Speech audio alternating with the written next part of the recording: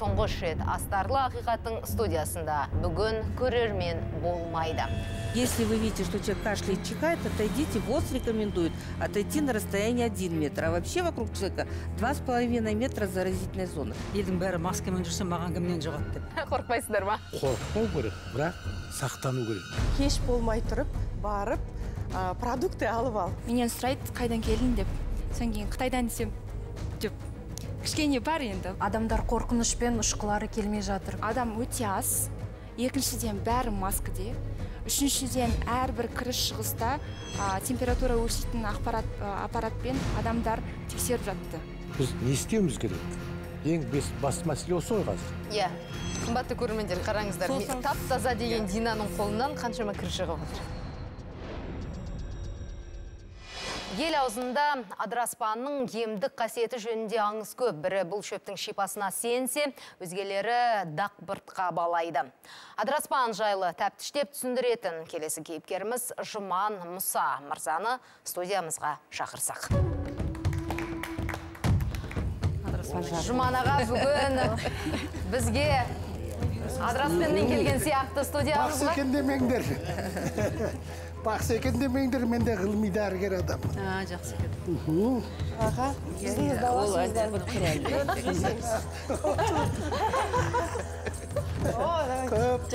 Жұман аға, бүгін біздің студиямызда жалпы қаншама кейіпкерлер болған, қаншама әртүрлі әңгімелер айтылды. Сол мен алыстап жіберсеңізші енді. Иә. Зинамызды. Бисмиллахир-рахманир-рахим. Сөздерді айту керек па? Істеп тұрған кезде? Біз айтып тастадық қой. Айтып тастадық. Жай сонда басымның төбесінен бір рет бүйтіп айналдырып өтсеңіз, ол жеткілікті ғой, е? Иә. Енді сонымен аға, біздің студиядағы бактериялар, вирустардың бәрі өлді ме енді? Сәлеметсіздер. Адыраспан жөнінде жаңа мына кісі айтып кетті ғой. Бұл бір қасиетті шөп. Енді шөп дәрінің ішінде ғылыми дәрігерлер отыр. Қазақ шипагерлігінде, қазақ емінде осы адыраспаннан қатерлі ауруға, рактерге Жапонияда ең бірінші орында тұратын дәрі ретінде қолданылады. Адыраспан, иә? Ол адыраспаннан жасап шыққан дәрілер. Дәрілер. Сонда біз қолда бар алтынның қадірін білмей жүрміз бе? Адыраспанның шөбі. Жаңа сабағы дедік қой, одан кейін дәні. Адыраспанның дәні адамның денесіндегі бүткіл лимфа тамырларына, лимфа мына сүт безіне өте ерекше күшті ем екендігі дәлелденген. Ал енді біздің қазақ сонау ата-бабамыздан бері ерекше қадірлеп, қасиеттеп, адыраспан тұрған жерде жамандық болмайды деп үйгілік қойған. Сонымен адыраспан шын мәнінде коронавирусты жойып жібере алады ма? Бұл сұраққа жауап бермес бұрын. Жұман аға, сіз туралы біздің редакторларымыз сюжет жасаған екен, өйткені сіздің лабораторияңызда һәм үйіңізде болып қайтқан. Экранға назар аударсақ. Нұрсұлтандық Жұман Мұса өзін халық емшісі санайды. Ол 40 жылдық тәжірибемде түрлендетті дәрілік шөптердің көмегімен емдедім дейді. Қазір әлемді әбігерге түсірген коронавируспен күресуді бастап кетіпті. Сөзіне сенсек, қауіпті инфекцияға қарапайым адыраспан мен жалбыз қарсы тұра алады екен. Дәл қазіргі кезде, қазір коронавирус деп отыр ғой, оны ашық айта аламын. Жалбызды біз болып қазірден бастап чай орынды ішіп тұруымызға болады. Не үшін ағзамызды, ішектерімізді, одан кейін жаңағы әрқандай вирустарға, ауруларға, бұл тұмауға, жөтелге, туберкулез ауруларына, өкпе, жаңағы айтып отырған тыныс жолдарына ерекше жақсы. Бұны да жаңағы сорпамен қайнатып ішеді. Сонымен Жұман ағамыздың айтып жатқан гипотезасымен қосыласыздар ма, не дейсіздер? Ол иммунитет көтереді ғой. Енді бұл жерде самогипноз дейді ғой, самовнушение сияқты. Өзіңізді сендіру плацебо әдісі бар ғой, сол сияқты. Қазір менің басым ауырады. Осы парацетамолды ішсем, мен жазыла кетем деген сияқты адыраспанды қолдансам, сенетте адамның сіздің ойыңыз, сізде үйде түтетесіз бе? Жоқ, енді мен әрине ол ғасырлардан келе жатқан бұл алды адыраспан шөбінің шыққан жоққа шығармайды оны. Ал енді бұл жерде мен өзім ойлаймын, ғасырлардың ол адамдарының бірі Ибн Синаның өзі адамдарды емдегенде бірінші иландырып барып емдеген. Екінші, адамның өзінің бойындағы қару қасиеттерін адамды сол ауруды жоюға қару ретінде пайдаланған ол кісі. Сондықтан да жаңағы психологтың да айтып отырған дұрыс. Адам жаңағы өзінің бойындағы бар жігерін шығарса, мысалы үшін ол кісінің адыраспанын мен мысалы өзі қатты сеніп, мысалы солай жасасам, расында да ол адамға вирусты 100% құртпаса да ол адамға сенім, жаңағы бір сенім ұялатады. Яғни ғылыми тілмен айтқанда бұл психосоматика деп айтасыз. Енді былай деп айтады ғой, өзі мына ақыл адам серігі дейді. Сол ақылменен, сеніммен істесеңіз, ол енді 100% медиктер отырғаннан кейін ол кісілер енді әрине оны жоққа шығарады. Бірақ дегенмен де адамның өз бойындағы күш қуатын өзіне пайдаландыруды ашады ғой. Өз бойымыздағы күш қуатымызды өзімізге пайдаланамыз. Ол психосоматика ма, әлде шын мәнінде ол шөптің бір құдіреті бар ма? Вирустарға төтеп бере алады. Қазіргі заманда енді бұрынғы жағдайды айтып отыр бұл кісі. Сенімге апарды деп, Мысалы үшін, бір адам ауырып қалса, бір дұға қылып, су берсе, тамағынан өтпей жатқан адам, жаңа ғылыми қағидада бұл құдіреттің күші екен деп, суды ішіп қойып, кетіп қалған адамдарды көп кезіктіреміз біз. Құдірет демекші, аға, сіздің сөзіңізді бөлейін, өйткені қазіргі таңда интернет желісінде мынау Құран Кәрім кітабынан табылған кірпіктер жөнінде шын айтқан кезде көп әңгіме болып жатыр. Сол кірпікті тауып, суға салып ішсе, һәм пайдасы бар болады екен. Қазір экранға назар аударайық, одан кейін осы тақырыпты жалғастырамыз. Міне қызық, бізде түсірдік Құран кітапты Бақара сүресінің 22-ші бетінде бір бұрышында түсініксіз солай қылтыр, шаш бірақ бұндай қысқа болмайтын шығар, кірпік па қазір. Міне, қараңыздар. Рахман-рахим. Алланың құдіретін көріп отырық. Бүгін 8 март күні Қалипа Алтайдың Құран қазақша аударма Құранын ашып Бақара сүресінің ішінде пайғамбарымыздың жаңа коронавирус несіне кірпігі бар дегені расқа айналды. Міне бүгін біз түскі тамағымыз ішіп, қазір осыны салып отырық халыққа. Мынау ақиқат тура болды. Мына көріңіздер. Вот еще один Құран старый, там тоже один вышел. А вон, да. На первой странице прям. Қазіргі таңда әлеуметтік желілерде бір кісінің түс көргендігі, ол түсінде пайғамбарымыз саллаллаху алейхи уассаламды көріп, пайғамбарымыз саллаллаху алейхи уассалам оған Құранның ішінде сондай бір кірпік бар, сол кірпікті алып суға қайнататын болса, ол қазіргі таңда тарап жатқан мынау коронавирус сияқты ауруға ем және оның алдын алуға болады деген сияқты ақпараттар тарқауда. Сондай-ақ кейбір адамдардың соны қайнатып ішіп жатқан жайында хабарлар келуде. Енді осындай жағдайларда мұсылман адам ең алдыменен сол хабардың, келіп жатқан хабардың бұрыстығын анықтап алу керек. Және де оның шариғатқа сай келе ме, келмей ме екенін анықтап барып, шариғатқа сай келетін болған жағдайда ғана оны тарқатуы дұрыс болады. Сондай-ақ ғалымдардың барлығы түстен үкім алынбайтынына келіскен. Сонымен Серхан аға, ең алдымен өзіңізден сұрағым келіп отыр. Шын мәнінде осы кітаптардан табылған, қасиетті кітаптан табылған кірпіктер пайғамбарымыздікі болуы мүмкін бе? Оған ешқандай негіз жоқ. Ол енді кірпіктер түскенде бұл Құран негізі ең көп оқылатын кітап. Сондықтан оқып отырған кезде ол адамның кірпігі түседі, жаңағындай жағдайлар болады, шаш түседі. Сондықтан ол кітаптың оқылғандығының, кітаптың қаралғандығының бір дәлелі. Ал енді оның... Сол кірпікті енді суға салып, қайнатып, салатқа салып, жеу. Жоқ, онда ешқандай негіз жоқ. Оның барлығы шариғатымызда сәйкес келмейтін ақпараттар оның барлығына. Өйткені біздің шариғатымыз ондай бір мифтік жағынан емес, керісінше ғылыми жағынан, керісінше адамға пайдалы жағынан мән беріп әрекет етуге біздерді үйретеді. Содан кейін жаңа...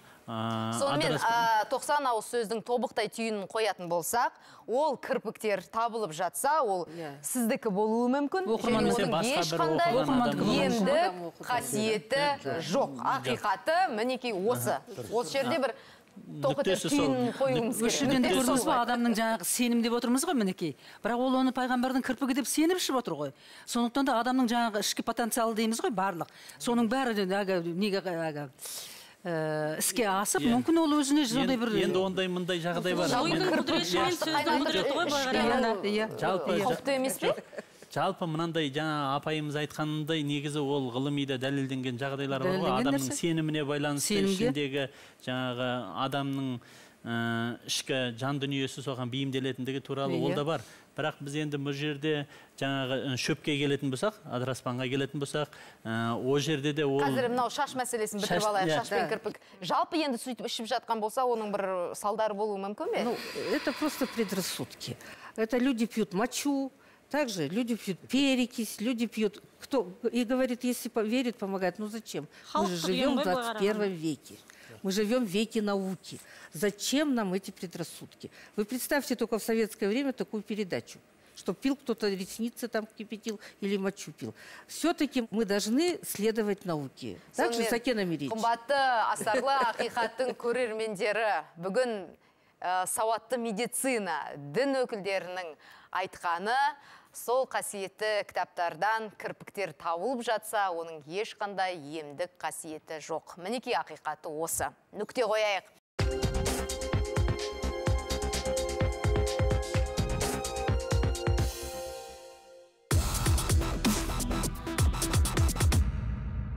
Эфирде астарлы ақиқат. Бүгін өздеріңіз байқап отырғандай біздің студиямызда көрермендер жоқ, тек қана сарапшыларымыз бен кейіпкерлеріміз. Демек, бүгінгі әңгіме коронавирус жайлы. Келесі адыраспан мәселесіне енді келетін болса. Адыраспан мәселесінде де жаңағы ол сенімге байланысты кейбір жағдайда пайдасын тигізіп кетуі мүмкін, бірақ оны шариғатпен негіздеудің жөні болмайды. О жердегі біздің бабаларымыздың қолданып келгені ол микробтарды өлтіру үшін қолданып келген екендігі ол анық. Сондықтан о жерде ол расында да сол жаңағы әртүрлі көтерілген жаңа микробтарды өлтіру үшін сол үшін ғана қолданылады. Ал оны сенімге араластыруға болмайды. Біздің ең бір баса айтатын мәселе сенімге араластыруға болмайды. Яғни бізде көп жағдайда жаңа басынан айландырып жатыр, немесе осылай істейтін болса ол адамға ем болып кетеді екен, сол арқылы емдеймін деген сияқты ар жағында сеніммен байланыстырып, оны ары қарай жаңағындай өрбітуге шариғатымыз дұрыс көрмейді оны. Оны тек қана жаңағындай қолданған, ол дұрыс, ағамыз дұрыс айтып жатыр, оны микробтарды өлтіру үшін сондай қажеттілік жағдайда бізде соны пайдаланып келген бабаларымыз. Оның ар жағындағы мағынасын білмегеннен кейін, қазіргі кезде көп жағдайда жаңа сонымен алып, бір сыйыну, сол арқылы бір жаңағындай бір жақсылықтар келеді деп үміттену арқылы оны ары қарай басқа да бір ұғымдарға қарай бұрмалап алып кету, ол біздің шариғатымызға сәйкес келмейтін ұғым деп есептелінеді. Андақ сөзіңізге мен келсем, бірақ кішкене бір нәрсе айтып кетейін. Қазір қоғам дамыған. Біз қай ғасырда отырмыз? Тегіндегі мешеулік пен қазіргі мешеулікті салыстырмауымыз керек. Бүткіл жер бетіндегі өсімдіктің 100%-ін дүние ғалымдар зерттеп болды десем қате емес. Бұны зерттегендердің ішінде, сол шөптердің ішінде ең жоғары, ең күштісі, ең қатерлі, мынаны көріңіз, адыраспанды мал жемейді. Жеген мал өледі. Адамда артық пайдаланса, бұның улық құрамынан кейін бұны дүние ғалымдары, Жапония ғалымдар, Қытай ғалымдар зерттеген бұда не нәрсе бар дегенде. Бұл жаңа айтып отырған қатерлі аурулар. Микробтың шектен тыс күшті болған кезде осыдан таблетка дәрі жасап шыққан. Біз енді бұл шөптің таблеткаға айланған түрін түсінуіміз керек. Ғылымға мойындауымыз керек. Бірақ бізде жаңағы мисал қылып, мен осы түтінге, осы неменеге сіз табын деп отырғам жоқ. Бірақ біздің ата-бабамыздың қиқымет қасиеттілігі, мықтылығы, содан бері күні бүгінге шек адыраспанды табанына баспай, төрмен босақаға іліп қою біздің қазақи құндылығымыз. Әр қандай шөптерден ешкімнен кем емес екендігімізді айтады. Мен Қытайдан келгем. Қытай медицинасын тауысқам. Шығыс Тибет медицинасын оққам. Қытайшада оққам. 40 жыл болған дәрігермін. Қытайда қараңыз, әр ұлттың өз медицинасы бар. Қазақ медицинасы, ойғыр медицинасы. Әр ұлт 56 ұлттың ішінде 40 неше медицина. Сонымен Жұман аға, сіздің айтуыңызша... Бізде жалғыз және бір медицина орысқа жарайды, ол басқа тақырып, иә. Жұман аға, қайтып адыраспанымызға оралатын болсақ, сіз қазір енді жиі түтет болдыңыз ба үйіңізде? Енді мен жиі түтетінім тұр деп айта алмаймын, бірақ менің енді өзіме қарасты Астанада мен 2003 жылы келгем Қазақстанға. Жалпы адыраспан түтетудің... Түсіндім. Пайдалану себебі не деңіз? Әдебі мен мәнері бар ма? Бұның әдебі мен мәнерлігі біз кеш-кешек далаға шығамыз ғой. Далаға шыққаннан кейін, жаңағы мәскі ғылыми қағида бойынша сіз мәскі тағып отырдыңыз. 2 сағаттан кейін кері тәсір береді. Құны жоқ сізге жойылып, пайда бермейді. Мақса демекші, біз қазір осы тақырыпқа кеңінен оралатын боламыз. Сол секілді. Қазір мынау адыраспанда мен семьямда пайдаланып тұрамын. Оны қалай түтету керек, шын мәнінде көп түтетіп жіберіп, керісінше бір уланып. Таңертең балалар тұрмай тұрған кезде, ерте түтетіп, болып, терезені есікті ашып қою керек. Үйдегі жаңағы, менің үйіме кірген адам, өзі ойлайды, бәрі келеді үйден бір жақсы иіс шығып тұр ғой дейді. Одан біз айтамыз, енді шөп дәріні көп пайдаланғаннан кейін, мүмкін шөптің иісі. Бірақ ондай емес. Кешіріңіз, менің киімімнен де адыраспан иісі шығып. Өйткені осы коронавирус таралды дегеннен бері, арғы айтып айтайық, Қытайда 2017-тен бері қарай белгіленген. Бізге осы жақын жылдан бергені, өте осы жақыннан бергені пайда болды. Түсіндіңіз бе? Қазақта бір мақал бар. Бір қарымайды, бір құмалақ шіртеді дейді. Айланасы, бізде 4-ақ адам қазір тіркеуде тұр Қазақстан бойынша. Сонымен Жұман аға, адыраспанды мен әлі түсінбей тұрмын, тоқтай тұрыңыз. Мен әлі түсінбей тұрмын. Сонымен сіздің айтуыңызша адыраспанды біз таңертең тұтатуымыз керек, және түнде ма, жатарда? Жоқ, таңертең бір уақыт. Күніне бір мәрте таңертең. Бұның ұсталу қуаты, іске жабу тегінде, қазақ енді кигіз үй болғаны айткен біткен ғой. Сіңіп қалу қуаты сондай күшті. Әдетте басқа нәрсені тұтатсаңыз... Күніне бір рет тұтатсақ жеткілікті дейсіз ғой, басқа нәрселер тұтатып, жаңа есікті ашсаңыз, ұзаса бір 3-4 сағаттан кейін оның иісі де күші де жойылып кетеді. Енді өзіміздің таңғаларлығы. Таңертеңгі тұтатқан біз енді сағат 6-тарда баладар тұра қоймайды.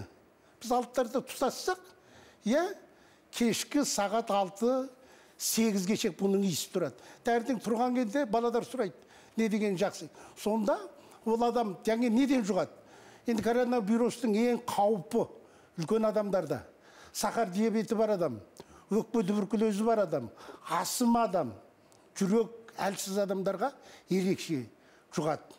Аға, қазір адыраспан мәселесін қорытындылап алсақ, сонымен сіздің айтуыңызша күнделікті таңертең біз адыраспанды түтетіп тұрсақ, ол пайдалы дейсіз. Сәкен аға, сіздің шаңырағыңызда қалай осы мәселе? Сіздің эфирден кейін енді сұраныс болады қатты. Бұл кісінің енді несіне намысына тиім келмейді. Бұл кісінің өзінің айтып отырған ұстанымы бар ғой. Әр адамның өзінің ұстанымы бар. Біз оны сыйлауымыз керек, құрметтеуіміз керек. Дегенмен де мен мына осы медицина саласында жүргеніме 55 жыл болды. Оның ішінде осы жұқпалы аурулармен айналысқаныма да сонша жыл болды. Сонда мен қазақтың көптеген қасиеттерін, мысалы үшін Өтебайдақ Тілеуқабыл деген кісіні білесіз ғой? Білемін. Білесіз ғой. Сол кісінің 3000-нан артық осы шөптен жасаған рецептілер бар, дәрілер бар.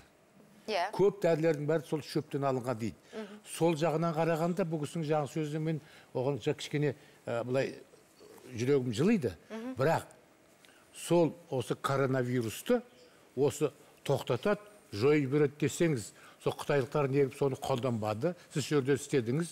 Сол коронавирус кеше ғана шыққан жоқ, оның алдында да 2003 жылда болған, 2002 жылда болған, ана Сауд Арабиясында да болған. Сол кезде осының бәрі осы жағы адыраспанмен жойып берді. Сөзіңізге мен бір сөз айтайын. Мысал үшін, не үшін дейді? Қытайда 50 неше ұлт бар. 3 миллион қазақ бар. Күні бүгінге қазақтан бірде-бір қазақ коронавирусқа тіркелген жоқ. Мен сол кезде де Қытайда болғам.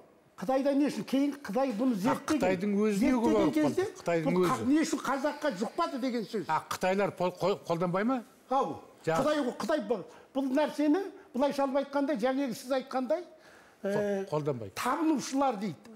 Жаңағы айтты ғой, сіздер мына табынушы өте қарапайым надан ретінде қарайды да бізде.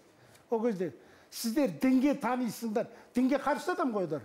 дінге, құдайға, жаңағы секілді қазақтың салт санасына бәріне қарсы болды. Жақсы тұратыңыз. Құдай пайдаланбайтыны. Дауласпайық, иә? Күні бүгінге шек, сонда сол жерді кең зерттеді. Құдай зерттеді ғой. Не үшін қазаққа осындай сарыс, оба, коронавирус енді ең үлкен инфекцияның аты ғой. Тұмаудың ең жоғары қатерлі аты халықарада ортаға қойып отырған. Әр ұлт әр түрлі қоймасын деп отырған. Сол кезде 3 миллион қазаққа не үшін жұқпады деген кезде қазақтың шөп дәріні, дүние жүзігінше қымылақ, біз Қазақстан мемлекетіміз ғой. Қазақ доғдырханасы деген тек қана Алтайда 3 миллион қазақтың ортасында ғана бар. Жаңа Өтей Бойдақтың жаңа өзіңіздің айтып отырған кітабын, ол 440 неше жыл ғана болды. Бірақ Адыраспанды біз 800-900 жыл болыпты пайдаланғанымызда. Шағатай тілінде аударылғанда Адыраспанның қандай қасиеті бар, не екендігін сонда 900 жылдан бері зерттеп, қазір бір таблетке жасай алмағандығымыз немене болып тұрады. Бірақ оны қазақ доғдырханаларында, жаңа сіз айтып отырсыз, пәленпай рецепт жасап шықты дедіңіз ғой. Осыны Құдайға шамаңыз келсе, барсаңыз, қазақ доғдырханасы деген Алтай аймағында рахмет, енді қорытындыласақ осы Адыраспаннан ары барайық. Енді бұл жерде енді біз кішкене кейінге кетіп, осы Адыраспанды қолдансақ, осы коронавирусты жеңіп кетеміз деп. Жоқ, ол ондай сөз емес бізде. Әрине, бұл жерде мен сізбен келісемін. Коронавирус деген нәрсе, ол Адыраспан онда бүткіл әлем онда пайдаланбайды емес. Бірақ жаңа мен бір мисал, мен бақсы емес, бәлгер емес, ғылыми дәрігер адаммын. Мен келгеннен кейін осы Адыраспанның әңгімесі шығып кетті ғой. Не үшін істеткендігімді айтып отырмын. Бірақ залалы, мысалы, хлор дегенді не шешесіз? Хлорды мен не үшін сыпырасыз? Сонда сонымен мен айтсам бола ма, хлормен осы үйдің дезинфекциялары деп. Доғдырханада ғана дезинфекцияларды не үшін шешеміз? Самолетқа мәшінеге не шешеміз? Адыраспанның бір пұтағына жетпейді жаңағы микроб өлтіру. Ғылыми дәлелде. Енді сіздің дәлелім бар, кітабым бар. Осы Адыраспан үшін жазылған коронавирустың бұл емі деп айтуға келмейді әне, бұл енді вирус бітпейді. Себебі бар ғой, бізде осы қаншама жылдан бері дәстүрлі медицина халық емін мойындамайды. Ең өкініштісі сол әрине, бірақ өмір сүріп келетін халық сол еммен өмір сүріп келді ғой. Ең бір жаман нәрсе біздің халық емі мен медицина екеуі болмайды. Дұрыс айттыңыз мына. Бөліп отырған ешкім жоқ. Егер оның пайдасы болса, біз оны пайдаланамыз. Бірақ оның бәрін ғылыми дәлелде көрек. Қазір соның дәлелде. Ғылыми дәлел жаңа сізге айтып енді ғылыми дәлелдемесе ол неге содан бері, соншама ғасырдан бері жылдан бері шөп. Шөпті әкеп берсем, сіз біреуінде мүмкін не малға апарып тастайтын шығарсыз, не істетуін білмейтін шығарсыз. Сіз маған жаңа химиялық дәрілерді әкелсеңіз, мен пайдалана алмаймын. Сізге бере саламын өзіңізге. Мен өзім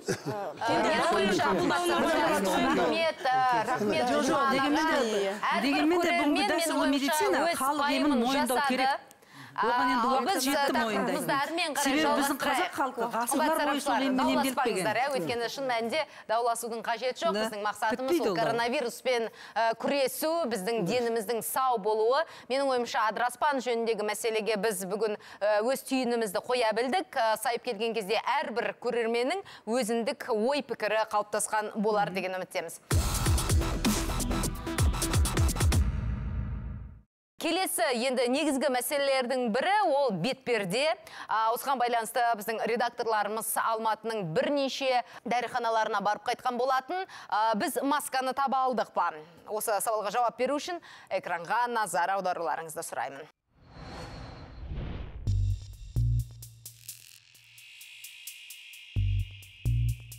Сәлеметсіз ба?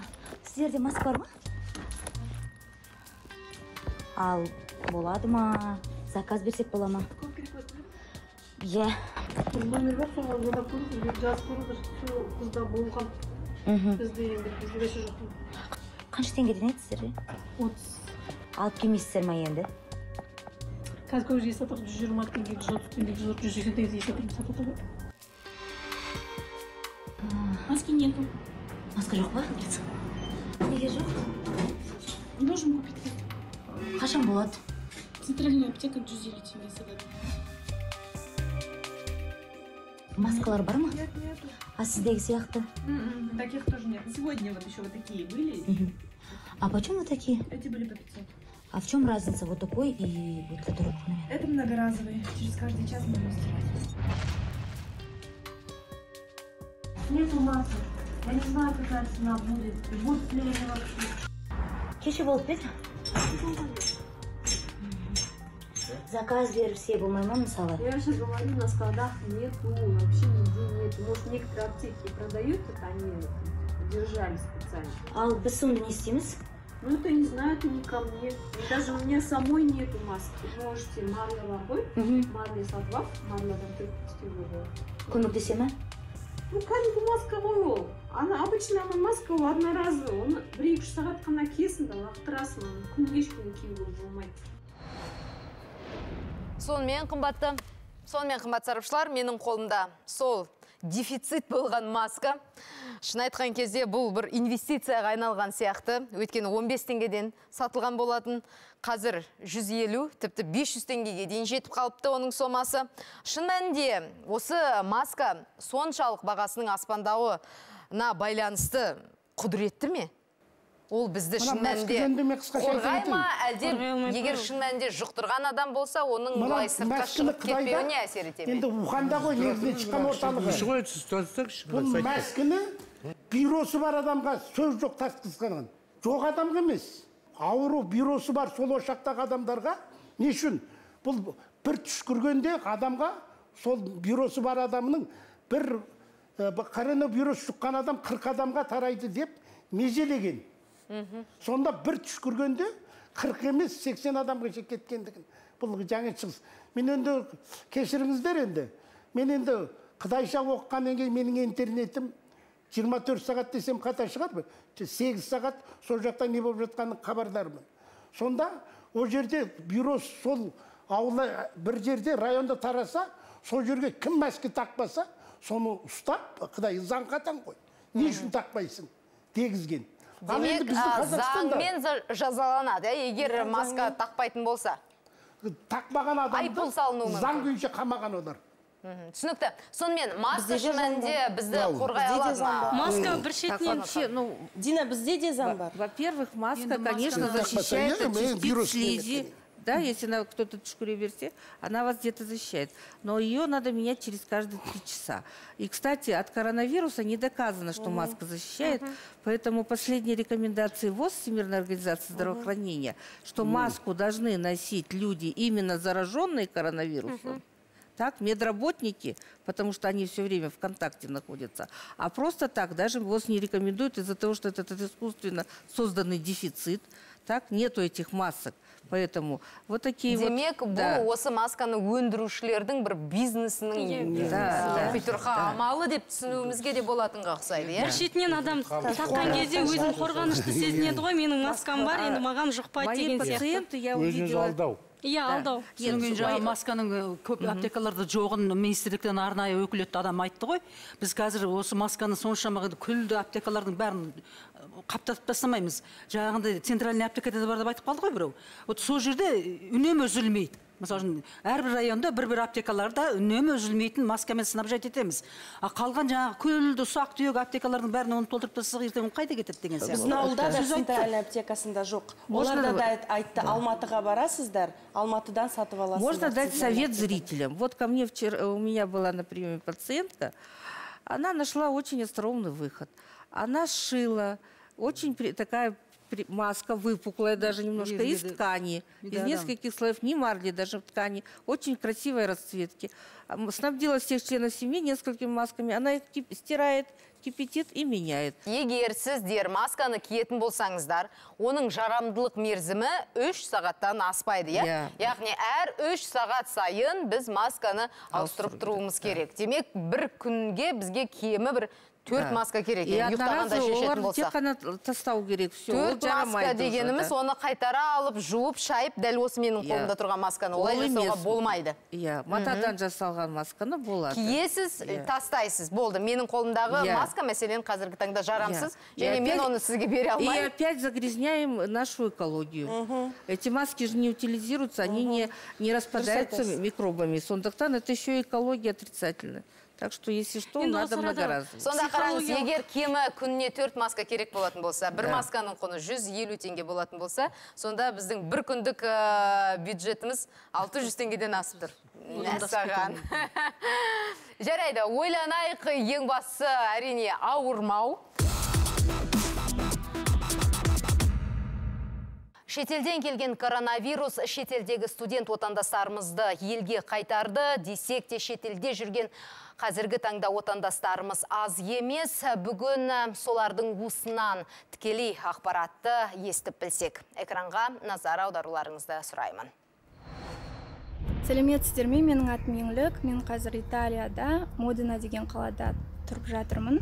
Және де бізде 3 сәуірге дейін карантин жарияланды. Яғни бүкіл ойын-сауық кешендері, мейрамханалар, дүкендер, оқу орындары барлығы жабық, футбол да тоқтатылды. Бұл вирус ары қарай дамымау үшін мемлекет бір қаладан екінші қалаға кіруге шығуға тыйым салды. Бұл Франция, Мес қаласы. Барлық адамдар күнделікті жұмыстарын атқарып жатыр. Ешкім маскада жүрген жоқ. Барлығы өзін жұмыстармен жүр. Ешқандай паника жоқ.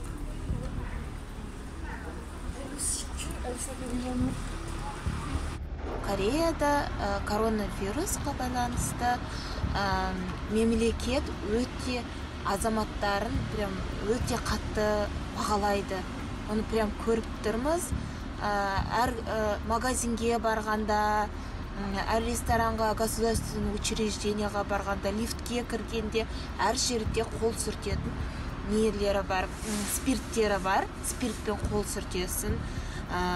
Бұрында маскалеріміз $2 болатын, қазір $1 төмен түсті коронаға вирусқа байланысты. Көшеде барлық адамдар маска киіп жүр. Маскасыз жүрген адамдарға штраф салады. Италияда бәрі жабық. Өздеріңіз көріп тұрғандай көшеде ешкімді көрмейсіздер. Тек қана азық-түлікке, дәрі-дәрмекке шығуға болады. Оқу орындарының бәрі онлайн бағдарламасына көшірілген. 3 сәуірге шейін карантин жарияланған. Міне шетелдегі жағдай осылай. Шын айтқан кезде біздің кейіпкерлеріміздің айтқан ақпаратын бізде құлағымызға тұруымыз керек сияқты. Әсіресе бетпердеге байланысты, қолды жууға байланысты. Оңтүстік Корея елінде керісінше осы масканың бағасының арзандап жатқанында қуантады, және қоғамдық орындарда сабынмен қолды жуу мәселесінің жақсы бір деңгейге қойылған әрине қуантады. Сондықтан да қымбатты бизнес кәсіптің егерлері, кафе, ресторан, той иелері осы бір шараларды сіздер де қолға алсаңыздар деген үмітіміз мол. Сонымен бүгінгі бағдарламамызды қорытындылайық. Ең бастысы осы коронавирусты жұқтырып алмауымыз үшін, оның одан да бетер пандемия деп енді қазіргі таңда жарияланды, бірақ одан да бетер асқынбау үшін әрбір адам жеке тұлға ретінде не істеу керек сіздердің кеңестеріңіз? Психологиялық жағынан айтып өтсем, ең бастысы қабылдау. Өзіміздің қабылдауымызға байланысты.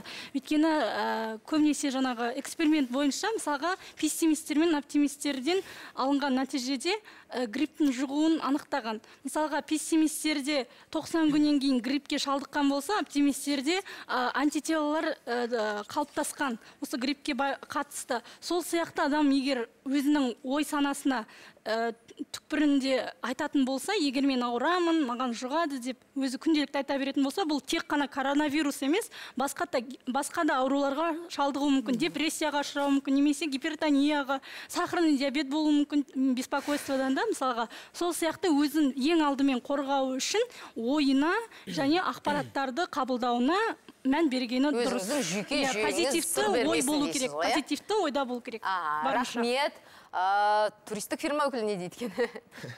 Ну, в первую очередь, я думаю, мы все должны подойти к этому ответственно, придерживаться правил личной гигиены, но не отказывать себе в путешествиях. За рубежом тоже можно соблюдать все эти правила и также спокойно отдыхать.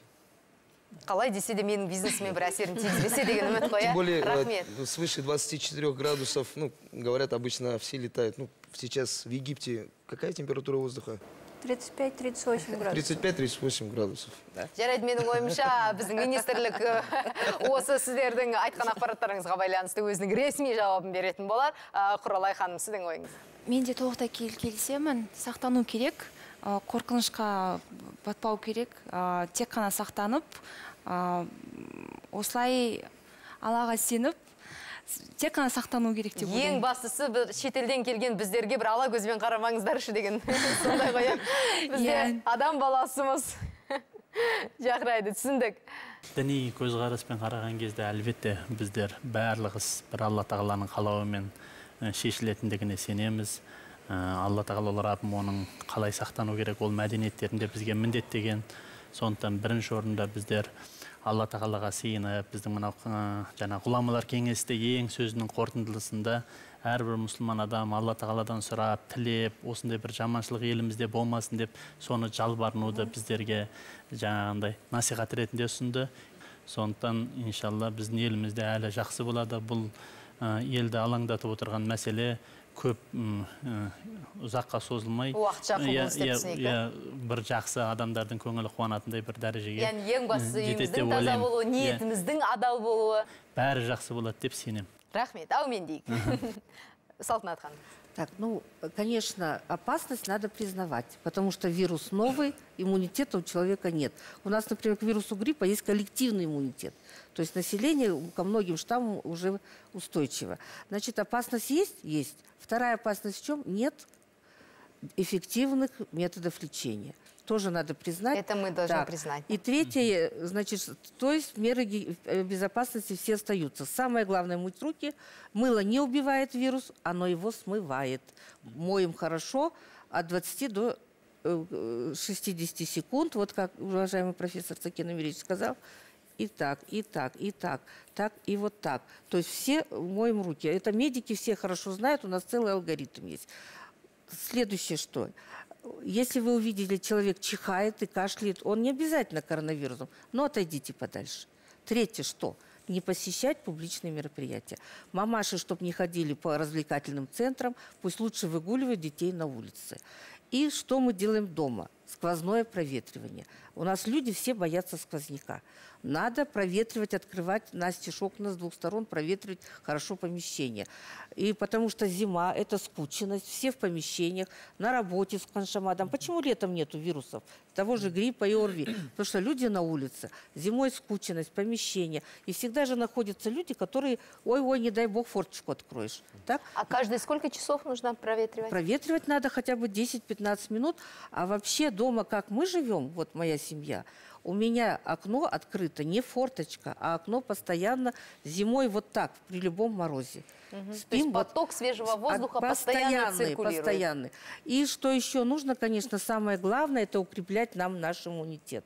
Как иммунолог с 40-летним стажем говорю, самое главное — укреплять иммунитет. Что для этого нужно? Первое, правильно питаться. Никакого вегетарианства, никаких веганов, потому что они не потребляют животные белки, а наши антитела, мясо, это защитные, это да, это все мясо, животные белки употребляем. Так? Ну и не ударяться в другую крайность, если вот карнивор только на мясе. Фрукты, овощи тоже обязательно. Второе, вы не забывайте, достаточный сон. Современный человек не досыпает 2 часа, каждый человек, а некоторые больше. Кто виноват? Электричество и смартфоны. Так? Дети особенно. Сколько часов нужно спать? Это в общем, важно. смотрите, очень Для важно. меня особенно. Вот, женщина должна спать минимум 8 часов. минимум 8. Мужчина минимум 7, это минимум. Дети минимум 9-10. То есть сон, если мы не спим, мы лишаем себя нормального иммунитета. Күйеулер мен енелердің құлағына алтын сырға, сейчас все 8 сағат ұйықтау керек. В интернете сидят, в смартфонах сидят. Да. И поэтому мы должны спать больше. Почему? И еще ложиться во сколько? Ложиться надо до 22 часов. Потому что в это время вырабатывается гормон сна мелатонин, который дает нам нормальный сон, повышает наш иммунитет и умственные способности. Особенно для женщин. И умственные способности. Посмотрите, куда исчезли молодые гении. Где наши Моцарты, так, где наши Ньютоны. Потому что умственные способности, если вы ложитесь, как человечество жило миллионы лет, ложится с заходом солнца, встает с восходом. Вот это правильный ритм. Мы сами себя наказываем. Что еще? Физическая активность обязательно. Человек современный сидит, вот, чем бояться коронавируса, выйдите на коньки, на лыжи, просто пройдитесь. Вот это будет действенный ответ коронавирусу. Бегайте, так? Делайте упражнения. Да, и, конечно, стрессы.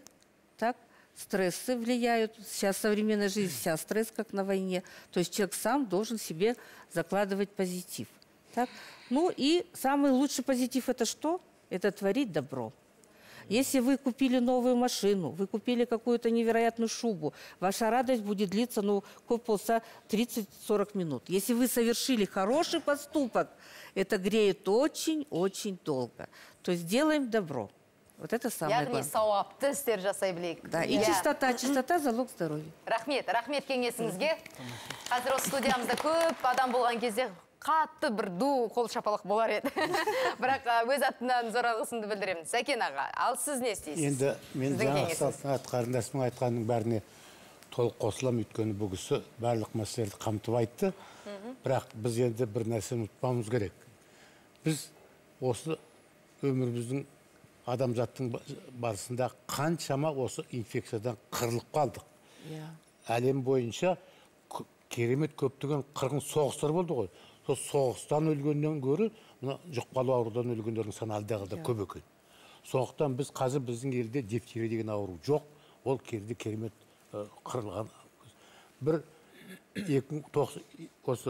1995 жылы біз бір 8 ай ғана вакцина жасалмай қалды. Біз ол кезде вакцинаны Ресейден сатып алатынбыз.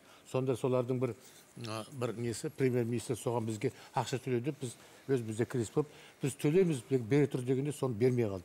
Сонда біздің елде сол бір жылдың ішінде 1050 адам дифтериямен ауырып қалды, соның 66-сы өлді. Бұндай мысалды көп айтуға болады.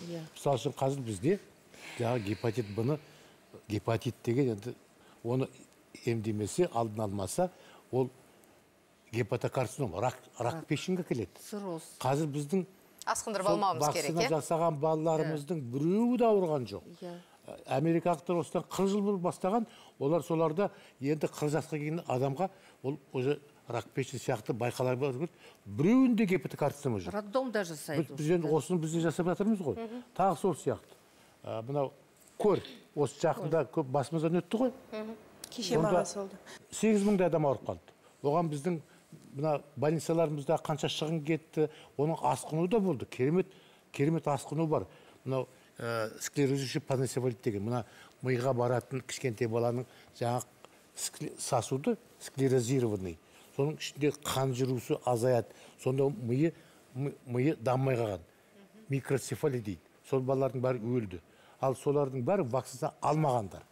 Міне қазір біз енді сондай жолға түсіп баратырмыз. Жаңағыдай қате неге беріліп кеттік. Вакцинаның қажеті жоқ. Оның қандай да мындай деген сөзге еніп кеттік. Вот к чему пришли. Ол жағы түсінікті. Осыны не айтуымыз керек? Енді біз мына коронавирусқа қарсы вакцина шықса, ол нәтижесі болса, бұл проблема шешіледі. Ал енді басқа да маска кию, анда бар ма, мұнда бар. Біз қанша уақыт біз жұртты ешқайда жібермей қоямыз. Қазағымыз бар, тойға бармаймыз ба?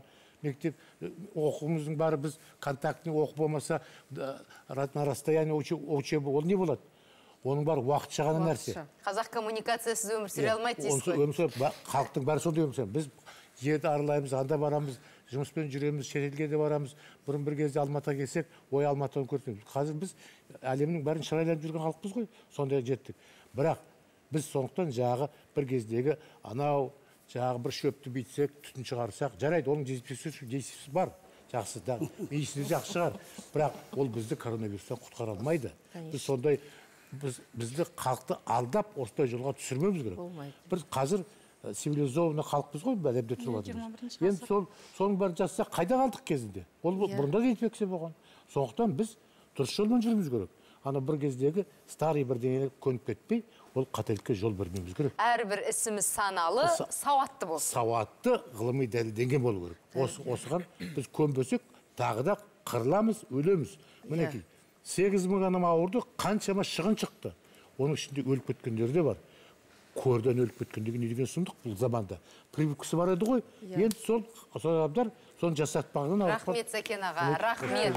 Сонымен құрметті көзі қырақты көрермен, алып қашпа әңгімеге емес, ресми мәліметтерге сенейік. Сұрап алған аурудың емі жоқ демекші, қалжыңды қойып дер кезінде қорғана білейік. Жаны саудың дені сау. Сау болыңыздар.